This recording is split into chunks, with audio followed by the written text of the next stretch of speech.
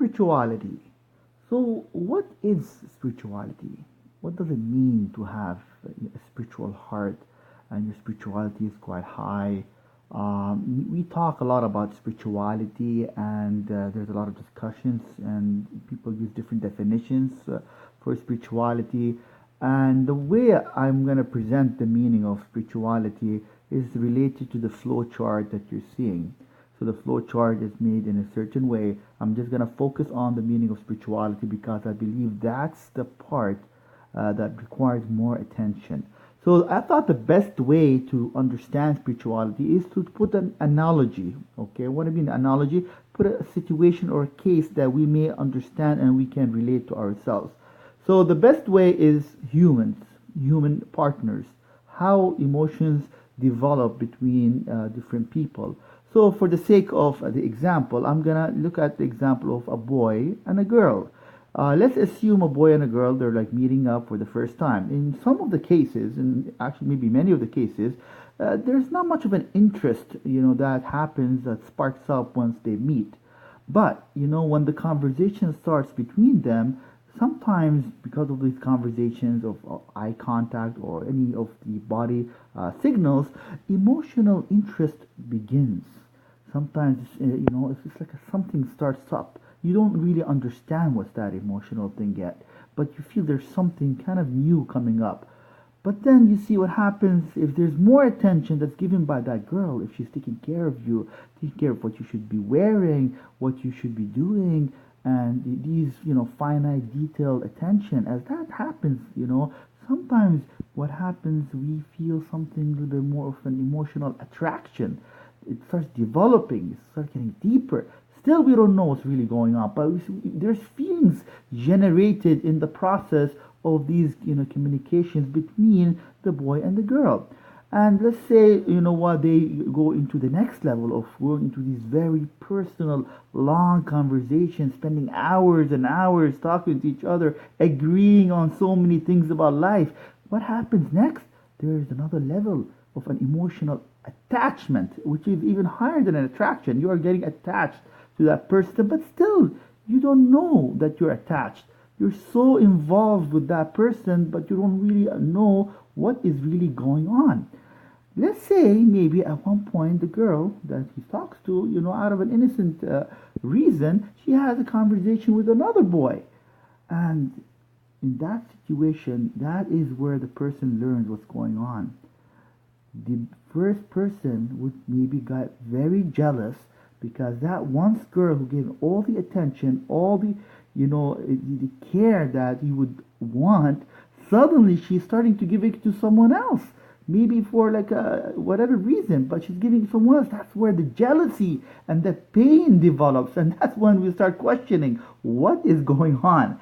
Am I feeling something normal or what? Is that what we call jealousy or what? What is that feeling I'm getting? Why am I feeling like that? And usually at that stage, the boy may admit that I am in love. I love that girl. I probably really love her because I'm going crazy. She's not with me and she's with someone else. And that's how we kind of start, defining those emotions. Now, sometimes, things, go back to normal and just really in a good relationship with that girl. But at one point, that love will go into a second and deeper level, which we call emotional vulnerability and obsession, where you need that girl in your life or you cannot survive, right? So these are like an example of how, two people develop a certain emotions between them, and it can go to a very, very deep level, like the example I provided. Okay, so how does that relate to spirituality? That's the thing now. It's true that we're not dealing, okay, with like a human being. We're probably with a supreme being, or sometimes people say universe, but it's something supreme. How can I have such a relationship with that thing? So I'm gonna assume, for the sake of argument, that there is God. Let's assume that we have no proof whatsoever. Let's assume God exists. So how can I prove God is in my life? How can I prove that God actually exists? Do you have a mathematical equation? Do you have some evidence from science? Do you have any of that? I come to you and I tell you it is an emotional thing. It's not something that you can prove. It's something that develops with time. You will reach with time to a certain stage in life where you're going to say, my God exists. I see it. I feel it. It's so deep. I don't know how I'm going to, communicate it with the rest of the world because it's a sensation. That sensation that we are talking about, I talk about it as a spirituality. It's a spiritual state of humanity where they develop to a certain level. That spiritual level, you can develop it into a state that no one may understand, and no matter what you say, because it's some sensation, some spiritual sensation related to emotions, but in a different way. I call it spirituality that defines your connection with the Supreme Lord, which is God. So how is it analogous, or how is it related, let's say, to the human example? It's the same idea. You start, okay, you know God, but you don't feel anything about it. You say, okay, there's God, okay, then what? That's where the beauty starts. If you follow the flow chart, the exercise mentioned in the flow chart, there's two things that talks about. It talks about worship and talks about submission to justice. These are activities. If you submit to those actions in your life, you will gradually grow a sensation, a spiritual sensation inside you. That's in a very similar way how the emotions are developed by two human beings, where the sensation will be started by feeling an interest toward the existence of God. And that sensation will grow if you do action, and if you do sincere submission to your to justice, to truth, to be truthful, to be honest. As you do more and more of these submissive actions, this will even grow to an attraction to your Lord, and that also will grow to an attachment to your Lord, and that will also grow even more and more to love to your Lord. And then the highest level is when you feel vulnerable to your Lord, where you cannot live without your Lord, without God. So it's the same idea, same stages that is developed. Instead of having a direct communication, in this situation, we follow some spiritual exercise, which is between a worship and between sincere acting in life, being truthful, following the right thing all the way, being justice.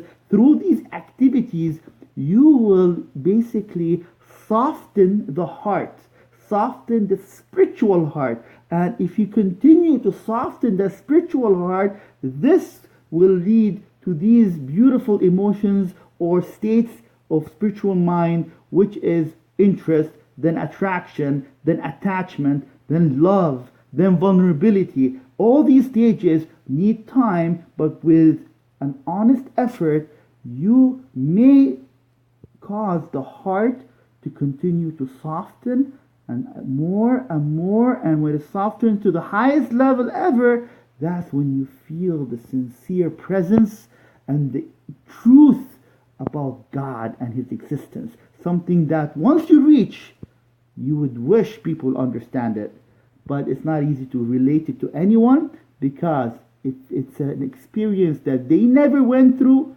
they will never understand. You can explain anything you want. If they've never experienced it, don't waste your time. You have to only tell them, do sincere, honest efforts, be truthful, be honest, be genuine, be just, and then slowly you will get that sensation. And that is the definition of spirituality: the sensation of the presence of your Lord, the sensation of the presence of your God. And according to that flow chart, you need to focus on two important things: the worship aspect and submitting yourself to truth, to love, to peace, to justice throughout your lifetime. So I hope this may have a good kind of a foundation in understanding the flow chart, at least the spiritual part of it. I'm not going to go through all the flow chart because it's going to take time, but let's focus on the spiritual part. Let's do some effort, let's work hard, and let's get to that highest beautiful sensation of the existence of God. Thank you.